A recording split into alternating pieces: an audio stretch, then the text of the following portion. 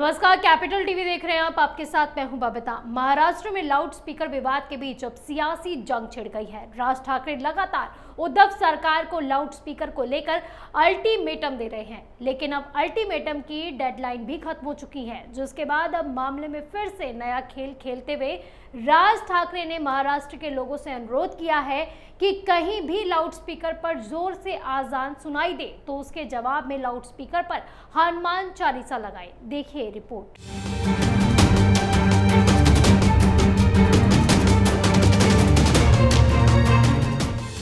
महाराष्ट्र में loud speaker विवाद के साथ साथ राज्य की सियासत भी गर्माती जा रही है। मनसे प्रमुख राज ठाकरे की ओर से उद्धव सरकार को लगातार मस्जिदों से लाउड स्पीकर हटाए जाने की चेतावनी दी जा रही है, लेकिन सरकार अपनी तुष्टीकरण की राजनीति करने के चक्कर में अपने मुंह पर ताला लगाए बैठी है और सत्ता में होने का फायदा उठाते हुए अपनी पावर का गलत इस्तेमाल कर महज हनुमान चालीसा पढ़ने के लिए लोगों को जेल में डाला जा रहा है। लेकिन अब राज ठाकरे ने भी महाराष्ट्र सरकार को उनकी हरकतों का जवाब देने की ठान ली है। राज ठाकरे ने अब सीधे लोगों से अनुरोध किया है कि कहीं भी लाउड स्पीकर पर जोर से अजान सुने तो लाउड स्पीकर पर ही हनुमान चालीसा लगाएं।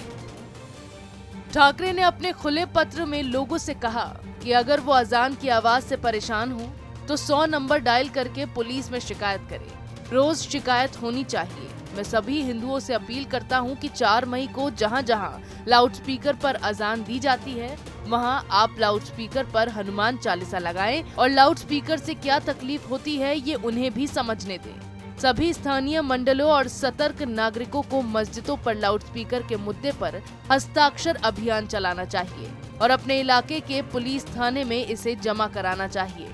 इसके अलावा मनसे प्रमुख ने दावा किया कि लाउड स्पीकर के साथ ही कई मस्जिदें भी अनधिकृत हैं। उन्होंने कहा, ये कैसे संभव है कि सरकार ने अनधिकृत मस्जिदों को लाउड स्पीकर का उपयोग करने की अनुमति दी हो, और अगर अनुमति दी जा रही है तो हिंदू मंदिरों को लाउड स्पीकर बजाने की अनुमति दी जानी चाहिए। लाउड स्पीकर के मुद्दे को धार्मिक नहीं बल्कि सामाजिक बताते हुए राज ठाकरे ने कहा कि हर धर्म के लोग ध्वनि प्रदूषण से प्रभावित हैं। उन्होंने कहा, कौन सा धर्म उपासना करने के लिए यातायात जाम करने के वास्ते सड़क के बीच इकट्ठा होने और बैठने के लिए कहता है। मुस्लिम समुदाय के लिए मेरे बयानों का मुख्य कारण ये है कि ये जनता को प्रभावित करने वाला एक सामाजिक मुद्दा है। कृपया इसका संज्ञान लें। राज ठाकरे ने इससे पहले महाराष्ट्र की सरकार को 3 मई तक मस्जिदों से लाउड स्पीकर हटाने का अल्टीमेटम दिया था। इसके साथ ही 1 मई को औरंगाबाद में राज ठाकरे की ओर से किए गए शक्ति प्रदर्शन में भी उन्होंने 4 मई से मस्जिदों के ऊपर लाउड स्पीकर बंद करने का आह्वान किया था, जिसके बाद पुलिस ने उनके खिलाफ मामला दर्ज कर लिया।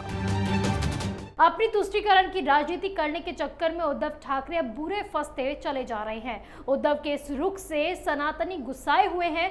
उसके ऊपर राज ठाकरे ने अपने खुले पत्र में लोगों से अजान की आवाज सुनाई देने पर लाउड स्पीकर पर ही जोर से हनुमान चालीसा बजाए जाने का अनुरोध भी किया है।